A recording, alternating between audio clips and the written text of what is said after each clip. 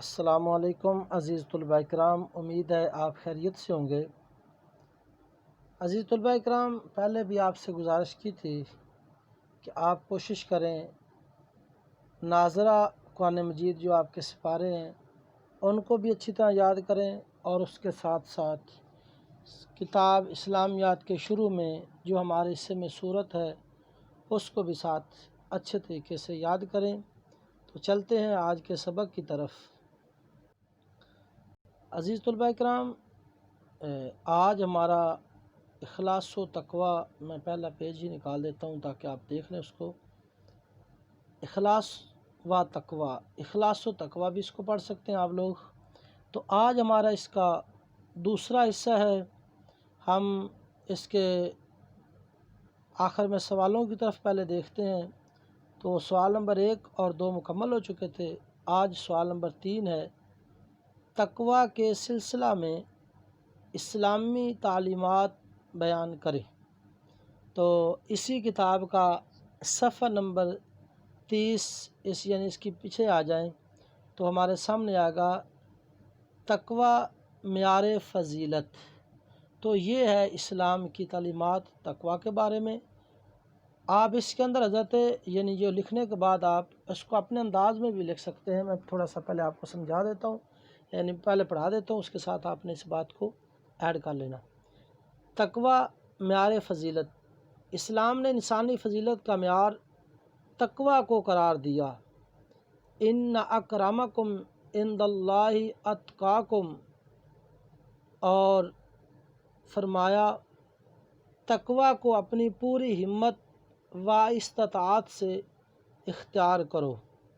ایک دوسرا اللہ کا فرمان فاتقوا اللہ ما استطعتم، اور پھر یہاں تک فرما دیا کہ زندگی کے آخری سانس تک تقوی کا دامن ہاتھ سے نہ چھوٹنے پائے۔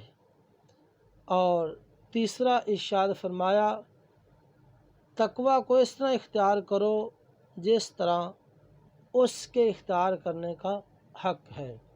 یعنی یہ 3 فرامین خداوندی ہمارے سامنے ہے۔ نمبر 4، یا ایھا الذین آمنوا اتقوا اللہ حق تقاتہ ولا تموتن الا وانتم مسلمون۔ جس کا ترجمہ آ گیا، مومنو اللہ سے ڈرو جیسا کہ اس سے ڈرنے کا حق ہے، اور مرنا تو مسلمان ہی مرنا۔ یہ آیات 4 آیات، یعنی اس کا 3 آیات اس کا ترجمہ، اور ایک دوسرا ہے تقوی کو اس سے اختیار کرو جس طرح اس کے اختیار کرنے کا حق ہے۔ یہ بھی اللہ تعالیٰ کا فرمان ہے۔ یہ 4 چیزیں ہیں تقوی کے سلسلے میں اسلامی تعلیمات۔ تو آپ تقوی معیار فضیلت، شروع سے اسلام نے انسانی فضیلت کا معیار تقوی کو قرار دیا، یہاں سے شروع کر کے، اور یہ آخری ترجمہ مومنو اللہ سے ڈرو جیسا کہ اس سے ڈرنے کا حق ہے، اور مرنا تو مسلمان ہی مرنا۔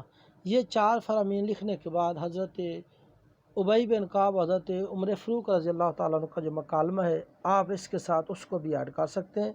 اپنے ترجمہ اسی طرح لکھیں جیسے آپ نے یہاں سے پڑھا ہے، اور حضرت عمر فاروق رضی اللہ تعالیٰ عنہ کا واقعہ تقوی کے بارے میں اپنے الفاظ میں بھی آپ لکھ سکتے ہیں، تو یہ بھی مکمل ہو جائے گا۔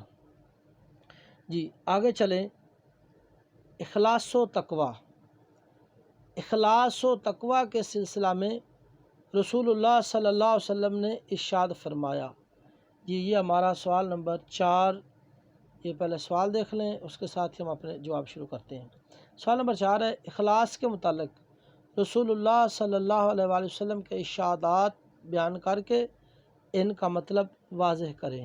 لو جی یہ ہمارے سامنے لاسٹ میں وہی سوال ہے، پیج نمبر 30 کے آخر میں۔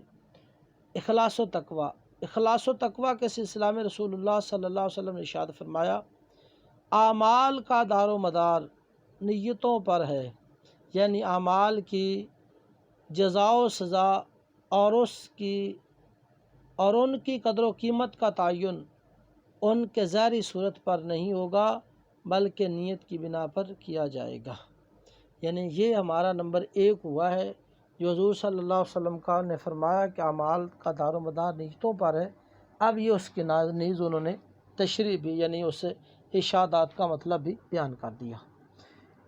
اچھا نمبر 1، نمبر 2 آگے لکھیں گے تھوڑا سا یہ پڑھ کے، جس کے تحت یہ کام کیا گیا اسی کے یعنی وہ یہاں تک آ گیا۔ نمبر 2 آپ یہاں سے لکھیں گے، ایک مرتبہ فرمایا یعنی نبی کریم صلی اللہ علیہ وسلم نے فرمایا، اللہ تعالیٰ تمہارے جسموں، تمہاری شکلوں اور تمہارے اعمال کی ظاہری صورت کو نہیں دیکھتا، بلکہ وہ تمہارے دلوں کو دیکھے گا کہ یہ عمل تم نے کس نیت سے کیا تھا۔ اب یہ عمل تم نے کس نیت سے کیا تھا، یہ پچھلی گفتگو ہے جس میں کہا گیا کہ اللہ تمہارے جسموں، شکلوں اور تمہارے اعمال کو نہیں دیکھتا تو بلکہ وہ تمہاری ظاہری صورت کو دیکھتا ہے۔ یہ اس کا مطلب آ گیا، اس کا تشریح آ گئی۔ 2 چیزیں ہو گئی۔ تیسری چیز، اچھا اس میں یہ بھی آ گیا، تیسری نمبر 3، جس نے دکھاوے کے لیے نماز پڑھی، ایک اسی کے ساتھ ہی روزہ رکھا یا خیرات کی، اس نے شرک کیا۔ ٹھیک ہوگا جی۔ یہ تقوی کے بارے میں جو ہے نا رسول اللہ صلی اللہ علیہ وسلم کا اشارت نمبر 3 پڑھا ہے۔ نمبر 4، رسول اللہ صلی اللہ علیہ وسلم نے شرک خفی کو دجال کے فتنے سے بھی زیادہ خوفناک قرار دیا۔ اب اس کا مطلب یہ ہے، مثلا ایک شخص نماز کے لیے کھڑا ہوتا ہے، جیسے ہی اسے معلوم ہوتا ہے کہ کسی شخص کی نظر اس پر پڑی ہے تو وہ نماز کو لمبا کر دیتا ہے کہ لوگ مجھے نمازی کہیں۔ تو یہ ہمارے سامنے 3 چیزیں تھیں جو نبی کریم صلی اللہ علیہ وسلم نے فرمایا، اور پھر اس کا ساتھ مطلب بھی۔ ہمارے جو ہیں وہ لانگ کوسچن مکمل ہوئے، اس میں ذرا شارٹ کوسچن بھی ہیں، لیکن اس سے پہلے ہم نے اگلے پیج نمبر 31 پر ہے بلندی اخلاق۔ ٹھیک ہے جی، اس کی ریڈنگ کر لیتے ہیں۔ اخلاص و تقوی اخلاقی بلندی کا آخری زینہ ہے، یعنی جو انسان کا تقوی ہے، انسان کا اخلاص ہے، وہ اخلاق کی جو بلندیاں ہیں وہ اس کی آخری جو ہے نا وہ سیڑھی کا ہے نشان۔ اس لیے ہم پر لازم ہے ہم کسی کے ساتھ اچھا سلوک کریں یا کوئی نیک کام کریں تو وہ صرف اس نیت سے کیا جائے ہمارا خالق اور پروردگار ہم سے راضی ہو اور ہم پر رحمت فرمائے اور اپنی ناراضگی اور غضب سے ہمیں محفوظ رکھے۔ تو یہ تھا ہمارے سامنے ریڈنگ آ گئی اس کی کچھ۔ اب اس میں کچھ شارٹ کوسچن آ گئے ہیں، مختصر جواب دیں۔ کس عمل کو دجال سے بھی زیادہ خوفناک قرار دیا گیا ہے؟ یعنی وہ کون سا عمل ہے جس کو دجال سے بھی زیادہ خوفناک قرار دیا گیا ہے؟ تو اس میں آیا ہے کہ دجال سے زیادہ کون سا عمل ہے ہمارا جو خوفناک ہے؟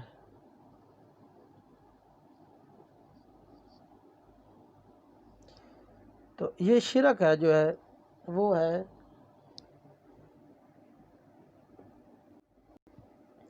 یہ پیج نمبر 30 پہ آپ دیکھیں جی، لاسٹ میں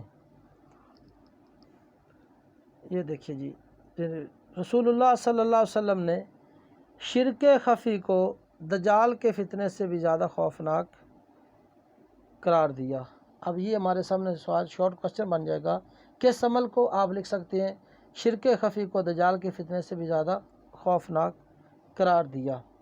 اسی طرح اگلا ہمارا سوال ہے، یعنی شارٹ کوسچن ہے، دکھاوے کی نماز کو کیا کہا گیا ہے؟ دکھاوے کی نماز کو شرک کہا گیا ہے۔ یہ اسی طرح پیج نمبر 30 کے لاسٹ میں دیکھیں جی، رسول اللہ صلی اللہ علیہ وسلم نے جی یہ پیچھے جو پڑھا ہے اس سے پیچھے، اور یہ بھی فرمایا جس نے دکھاوے کے لیے نماز پڑھی، روزہ رکھا یا خیرات کی، اس نے شرک کیا۔ اچھا اس طرح ہمارا سوال نمبر 3 ہے مختصر سوالوں میں سے، ریاکاری سے کیا مراد ہے؟ ریاکاری سے مراد ہے دکھاوا۔ ٹھیک ہوگا جی۔ اخلاص و تقوی سے کیا مراد ہے؟ اخلاص و تقوی سے مراد کیا ہے جی؟ اخلاص اور تقوی کا سے مراد کیا ہے؟ یہ پیج نمبر آپ 29 پہ چلے جائیں ذرا پیچھے، وہ زیادہ آسان رہ جائے گا۔